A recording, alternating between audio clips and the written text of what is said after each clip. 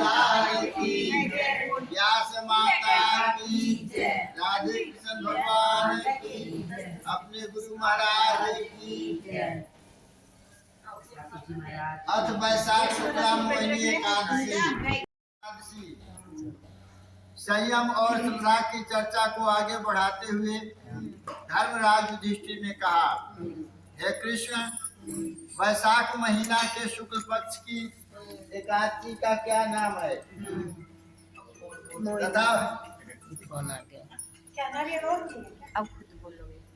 तथा उसकी क्या कथा है, इस व्रत की क्या विधि है, सो सब विस्तार पूर्वक कहिए। भगवान श्री कृष्ण जी बोले, ये धर्मराज, मैं वह कथा कहता हूँ जिसको महर्षि वशिष्ठ जी ने रामचंद्र जी से कही थी। श्री रामचंद्र जी ने गुरु वशिष्ठ से पूछा कि हे गुरुदेव, कृपया उस व्रत को बताएं जिससे समस्त पाप और दुख नष्ट हो जाता है। महर्षि वशिष्ठ जी बोले, हे राम, आपने बहुत सुंदर प्रश्न किया है। आपका यह प्रश्न लोकहित का है। मैं आपको एकादशी व्रत का महत्व सुनाता हूँ। वैशाख मास में शुक्ल पक्ष की एकादशी का नाम मोहिनी एकादशी है। आज की जो एकादशी है इसका नाम मोहिनी है। इस एकादशी का व्रत करने से मनुष्य पापों से मुक्त हो जाता है। इस व्रत से संसारिक मोह ममता से छुटकारा मिलता है। अब मैं इससे संबंधित एक कथा सुनाता हूँ, आप इसे ध्यान से सुने। सरस्वती नदी के किनारे भद्रावती नामक एक नगरी थी। वहाँ द्युतिमान नामक चंद्रवंशी राजा राज्य करता था। इस नगर में धनवान एवं पुण्यवान वैश्य रहता था। इनका नाम धनपाल था। यह धर्मात्मा वैश्य विष्णु भक्त था। उसने नगर में अनेक अन्य क्षेत्र, प्याऊ, कुआं, सरोवर, धर्मशाला आदि बनवाया था। सड़कों पर आम, जामुन, नीम आदि के अनेक वृक्ष लगवाए थे। उस वैश्य के 5 पुत्र थे। पहला का नाम सुमना था, दूसरा का बुद्धिमान, तीसरा का मेधावी, चौथा का सुकृति और 5वां जो था अंतिम पुत्र, वह धृष्ट बुद्धि के नाम से था। इनमें धृष्ट बुद्धि नाम वाला 5वां पुत्र जो था वह दुष्ट प्रकृति वाला था। वह न तो ब्राह्मणों का आदर करता था, न कभी अपने पितरों का पूजा किया।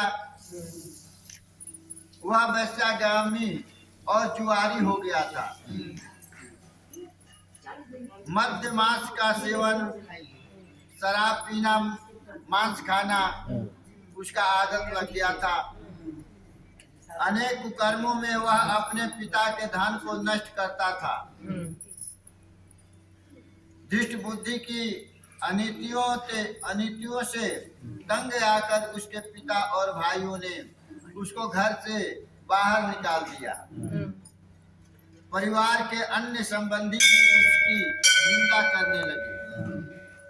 घर से निकलने के कुछ समय तक तो वह अपने गहने और कपड़े बेच करके निर्वाह किया, अपना पेट भरा। जब सब धन नष्ट हो गया, गहना वगैरह भी सब नष्ट हो गया, बिक गया, तो दुष्ट संगी साथियों ने भी उसका साथ छोड़ दिया। जब तक उसके पास गहने का धन वगैरह था तो अनेक संगी संबंधी भी थे, लेकिन जब खत्म हो गया तो वह सब भी साथ छोड़ करके भाग गए। अब वह भूख प्यास से व्याकुल रहने लगा। अन्य कोई आर्थिक साधन भी नहीं था कि अपने पेट के अग्नि को बुझाए, पेट भरे। वह एक मन में निर्णय किया कि मैं चोरी करूं। चोरी करके अपना निर्वाह करूं। एक बार वह पकड़ा गया चोरी करते हुए, परंतु राज्य कर्मचारियों ने उसको राजा के पुत्र समझकर वैश्य के पुत्र समझ करके छोड़ दिया। मगर जब दूसरी बार फिर पकड़ा गया तब उन्होंने उसे राजा के सामने उपस्थित कर दिया। राजा ने उसे कारागार में बंद कर दिया। कारागार में उसको दुख दिया गया। कुछ समय बाद उसके व्यवहार को जानकर राजा ने नगर से बाहर निकाल दिया। कारागार में डालने पर भी वो सुधरा नहीं, तो फिर राजा निश्चय किए कि ये नगर से बाहर इसको निकाल दे। नगर से निकलकर वह घने जंगल में चला गया। वन में पशु पक्षियों को मारकर खाने लगा। पेट की अग्नि जो है ना, वो शांति नहीं होती है जब तक इसमें कुछ न जाए। अब अन्न नहीं मिला तो पशु पक्षी को ही मारकर खाने लगा। कुछ समय के पश्चात वह बहेलिया ही बन गया। उसका एक आदत बन गया पशु पक्षी मारकर खाने का। धनुष बाण ले लिया, पेट की आग बुझाने को वह बहेलिया हो गया। परंतु पशु पक्षियों का शिकार भी क्या साधारण बात है। कई बार तो दिनों दिन शिकार ही नहीं मिलता था, भूखा रहना पड़ता। एक दिन वह भूख प्यास से दुखित होकर ऋषि कौंडिन्य के आश्रम पर पहुंच गया। वैशाख का महीना था। कौंडिन्य ऋषि गंगा स्नान करके आ रहे थे। अचानक ऋषि ने अपने गीले वस्त्रों को झटकारा। कुछ जल बूंद जो था दृष्ट बुद्धि पर गिर पड़ा। ऋषि की तपस्या और गंगा जल का स्पर्श पाकर के दृष्ट बुद्धि कुछ संभल गया, उसको कुछ बुद्धि हो गया। उसको कुछ बुद्धि प्राप्त हुई। वह मुनि के सामने हाथ जोड़कर कहने लगा, हे मुने, मैंने अपने जीवन में बहुत पाप किए हैं। जब बुद्धि हो जाता है तो आदमी क्षमा याचना करने लगता है। जब बुद्धि नहीं, मन में पाप भरा रहता है तो कितना भी अच्छे बात समझाओगे तो उसको समझ में नहीं आता है। ऋषि के तपस्या और गंगा जल के स्पर्श से उसके पाप धुलना शुरू हो गया, मन में सुबुद्धि हो गया। तो वह कहने लगा ऋषि से कि मैंने अपने जीवन में बहुत पाप किए हैं। आप उन पापों से छूटने का कोई ऐसा साधारण उपाय बताइए जिसमें अधिक श्रम और धन ना लगे, मतलब अधिक परिश्रम ना करना पड़े और उसमें अधिक धन भी खर्च ना हो और हमारा पाप ही घटित हो जाए। दीन वचन सुनकर ऋषि ने कहा, तुम वैशाख शुक्ला एकादशी का व्रत करो। इस एकादशी का नाम मोहिनी है और इससे तुम्हारे सब पाप नष्ट हो जाएंगे।